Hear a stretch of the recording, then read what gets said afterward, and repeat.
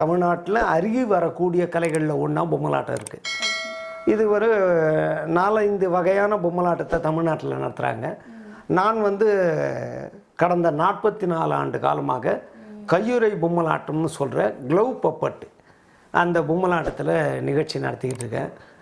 என்னுடைய தந்தையார் திரைப்பட பாடலாசிரியர், நடிகர், தமிழ்நாட்டை ஆண்ட ஒரு 5 முதலமைச்சர்களோடு தொடர்பு கொண்ட ஒரு அற்புதமான மக்கள் கலைஞர் நாமா முத்துக்கூத்தன், அவருடைய மகன் நானும் அவரும் இணைந்து தான் 1978 இந்த பொம்மலாட்ட நிகழ்ச்சி பொதுமக்கள் மத்தியில் நடத்த ஆரம்பித்தோம்.